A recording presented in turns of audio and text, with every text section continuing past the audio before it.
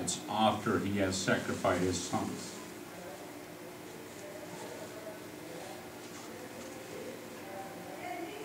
That he turns around and praises the Khalsa, not his sons.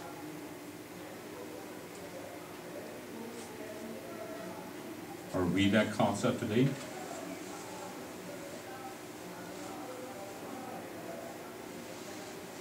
We'll have to look at ourselves. Are we that Khalsa? Are we standing up for those principles?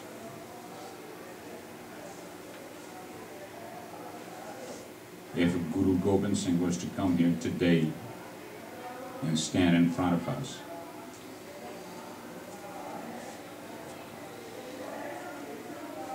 would he be able to recognize us?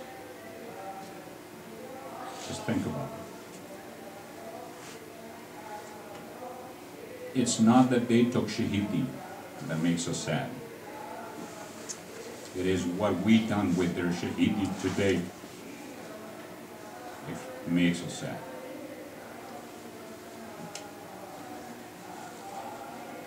And this is what we need to fight for. You cannot give up those principles.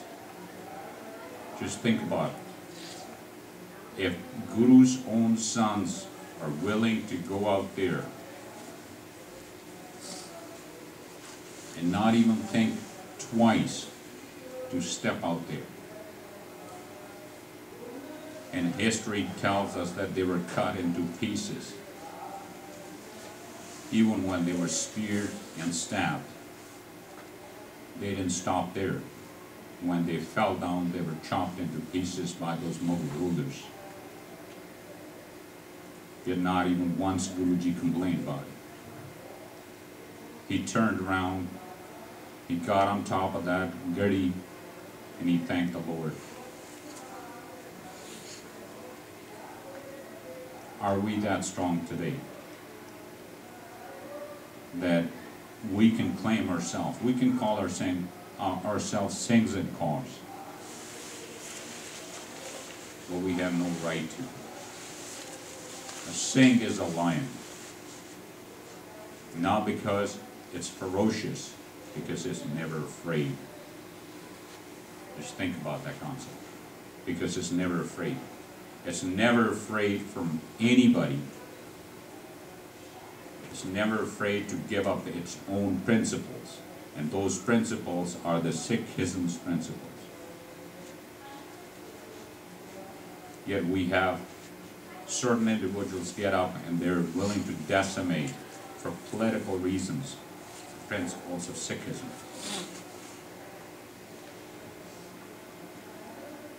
Yet we claim,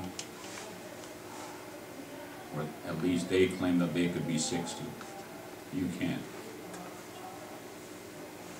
Sikhism is only about Gurbani, and that is the true remembrance of Sabjada Shahidi today and forever. If you make a promise to your Guru that you will never ever in your life leave the principles of Sikhism, and those principles to make a stand for what is right, to make a stand for equality, whether it's gender-based, whether it's faith-based, it's equality regardless. No discrimination against anybody. Sikhism's principles. This is what those Sahibzade took Shahidi for.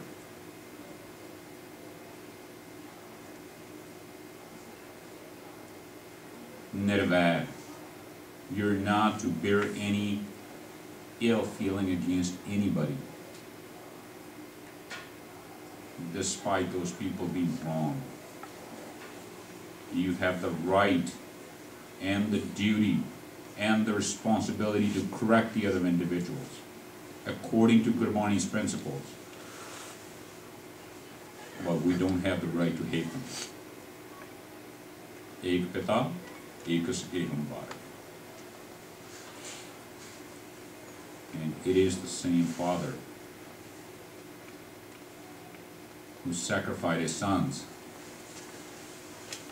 yet after fight couldn't yet to carry out the duties what we know as Red Cross today. Can you imagine if you just lost your whole family, how vicious and revengeful you would be? We have faiths that have punishment, eye for an eye, ear for an ear. Was those the principles Guruji preached? Absolutely not. He taught us simplicity, being helpful to others, not to seek and destroy.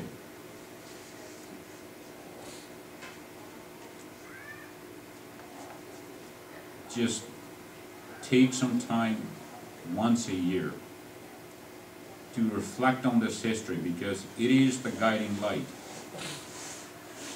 When you think about the conditions that they actually were able to bear,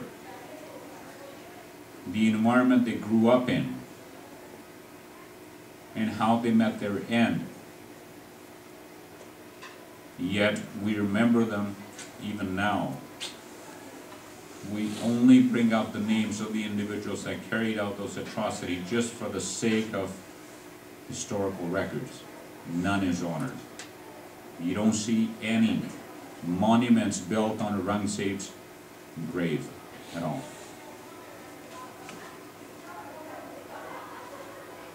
Yet the sheer mention of the Sabda days and Guru Gobind Singh Ji's history brings out emotions.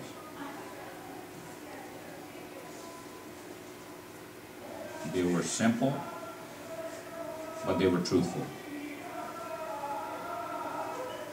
Now you'll hear the Dadis and everybody, they will just sing their throats right out. Yet nothing is far from the truth. The whole idea is to simply get people emotional so they can go out and empty their pockets for a given day. It wasn't the purpose here. We don't seek anyone. The idea is to shake your mind, shake your soul, to have a look at it and see, what am I doing? If I call myself a Singh or a Kaur, am I actually being that son of Dasam Pasha? When he turned around and said, "In putran ke sees par var diye sut char mue to kya hua jeevat pe." He gave us this. When you take Amrit, when you take that Khandedi Paul, you're told your father is Guru Gobind Singh, your mother is Mata Sahib. Just look at, in our today's culture, we're heading in the wrong direction. Fashion's taken over. We're giving up Sikhi Swaroop. Okay? And when I say the Sikhi Swaroop, it's not the physical appearance. Swaroop is also your soul from the inside. That's Sikhi Swaroop. You needed to fashion your soul, your mind according to Sikhi. And once you did that, your body will start to reflect upon it too. Have you ever seen an individual who's really mad, angry from the inside, walk with a smile on their face? You'll never find one.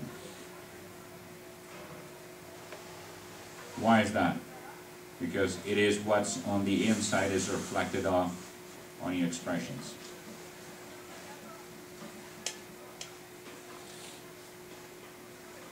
It's one of the reasons why I don't like to discuss history openly, especially the Sikh history. I find